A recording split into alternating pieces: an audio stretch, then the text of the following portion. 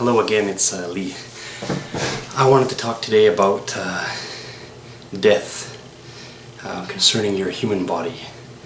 This is something that is a global truth for all of us, something that we have to face, something that was unavoidable since the time of our birth, right? So, to come to terms with it and look at it early on, and not to look at it as something to be afraid of or to put aside until that time, as if waiting for old age and then thinking about it later. If I call myself a mediocre shaman or a mediocre druid, I like to say that a big part of my spirituality is to prepare for death, even while in the young body, get ready for it, presuming to live a long life. I mean, as far as we know, any of us could die today, tomorrow, next month, 2 years. We don't really know. Look what just happened in Japan with the tsunami from the earthquake, and lives were lost. 1 minute we're sitting smug and comfortable, and the next minute something happens. A lot of natural disasters recently too, thinking about that. But that's a whole other topic, obviously. So I wanted to talk about death and preparing yourself for death and not being afraid of it, since it is inevitable.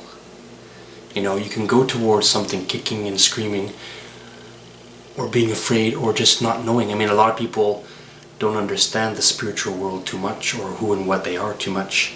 But they go to their death not all that afraid. They have some semblance of, it'll be alright, or it's not to be feared. So even with that. So what I'm saying is, how much more so when we actually have a real good understanding and a grasp of it. And I'd like to share with you, a personal experience in a moment. But first of all, I want to mention this. Now, most people have themselves, or they know people, their own family, relatives, friends, who have interacted with the deceased, such as a family member passed away. It was a cousin, an aunt, an uncle, a brother, sister, mother, father, grandparent, whichever the case. In some cases, even their own child.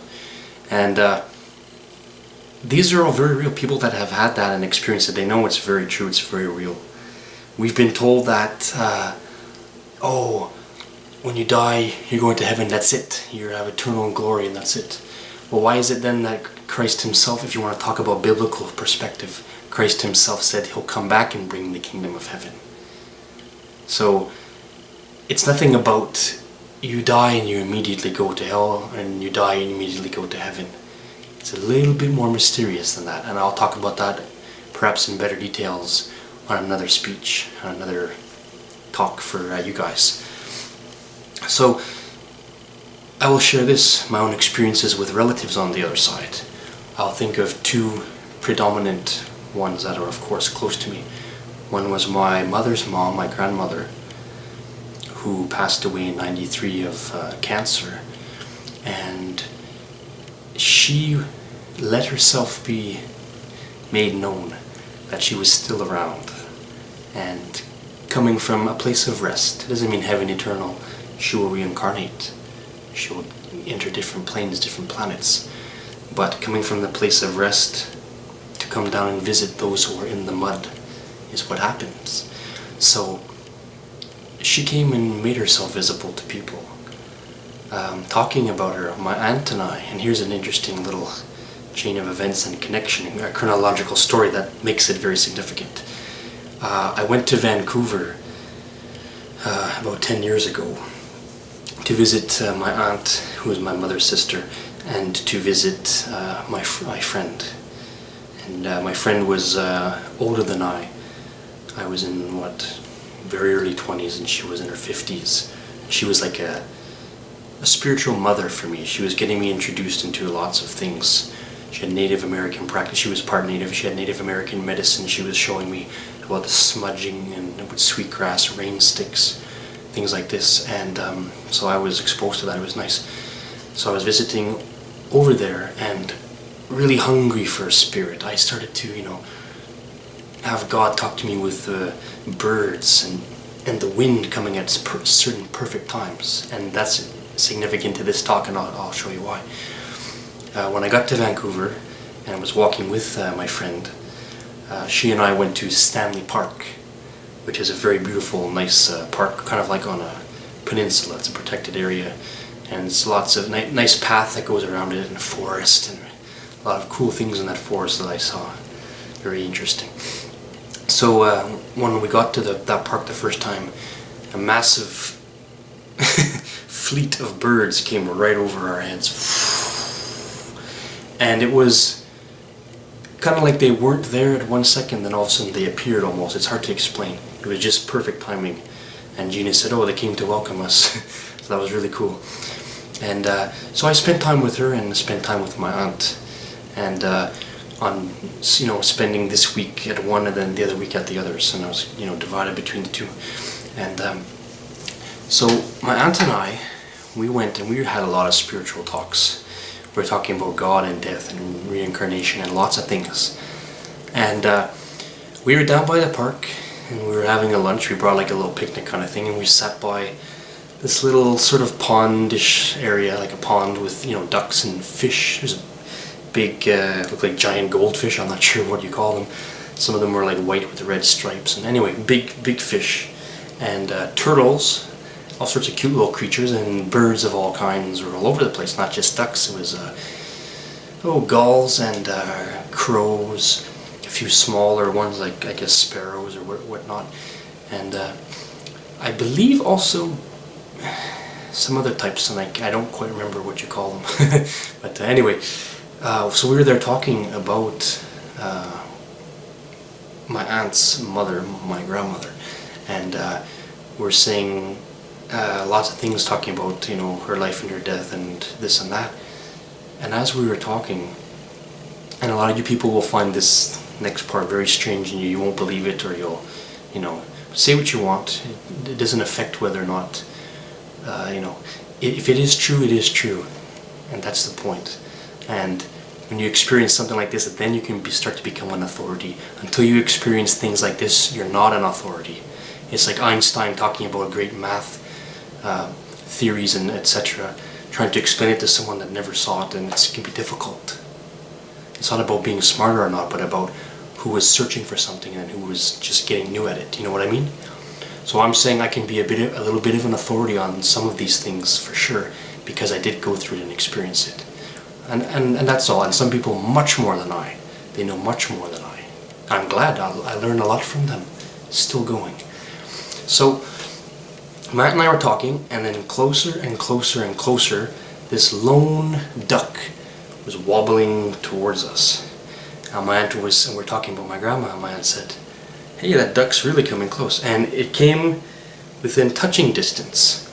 And I said for a joke, and just for a joke, I said, maybe the spirit of your mom and my grandma is inside that animal just for a moment, just to say hi. Because we kind of understood that could be a possibility. As we did so, it went quack right beside us, and we asked it a few questions, and it was honking, or whatever you call it, at those perfect moments, and then it took off. Now the reason why this is a true thing is because this happened on a total another occasion a few years from then, by the Ottawa River.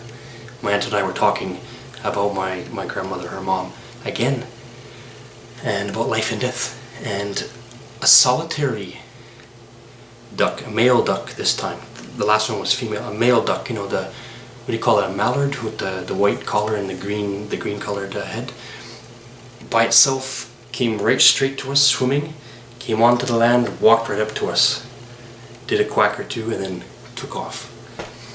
Now I know that that's difficult for a lot of people, because especially with Western perspective and other areas of knowledge, or other people and cultures who are not exposed to this kind of thing. For druids and for shamans, whether European types or Asian types, or even the Native Americans of the Americas, the shamans and the medicine people, they understand how these things are very true. And if you were, or if you are one, and if you were, you still are, hopefully coming back to it, you'll understand this stuff is true, very much so.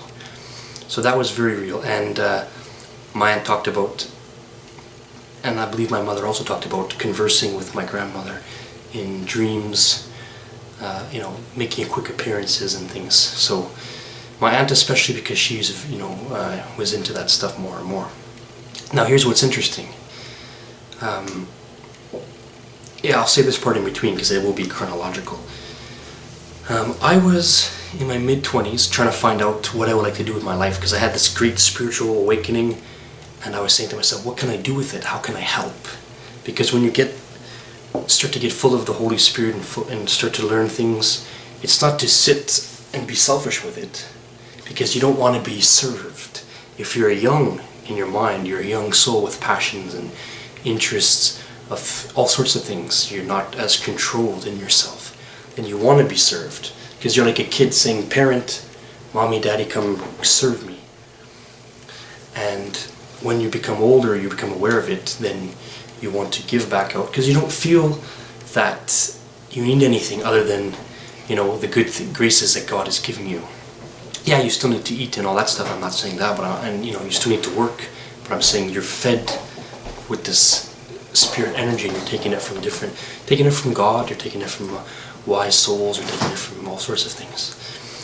So trying to find out what I wanted to do, and I ended up balancing because sometimes it is overwhelming. You get scared, you get frightened of experiences you have. I started to experience all sorts of stuff.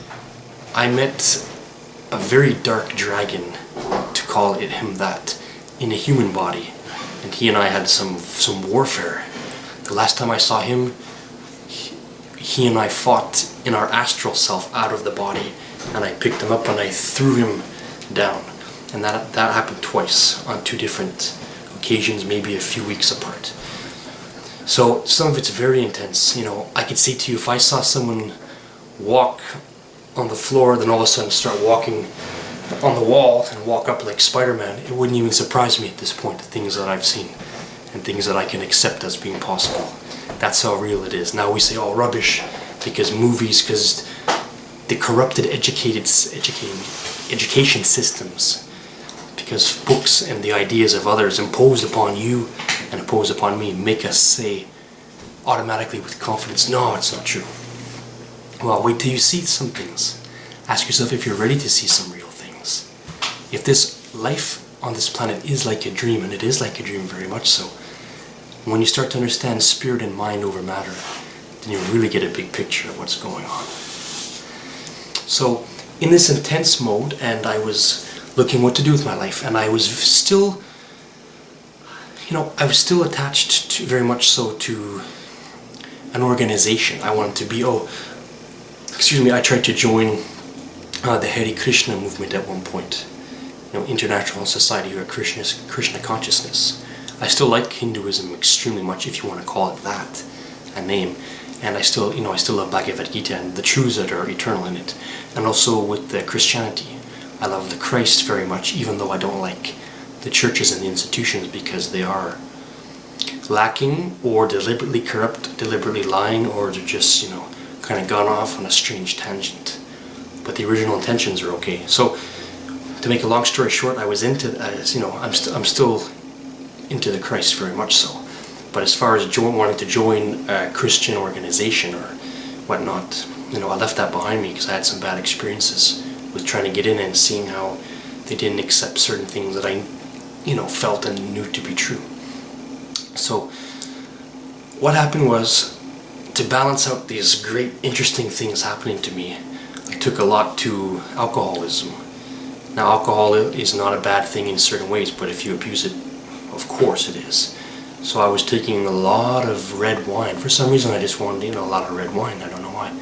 I was taking it on the weekends, a lot of it. And I started to get sick. I started to get this acid pain in the chest. And this, you know, pain in the heart. And it sometimes took me by surprise.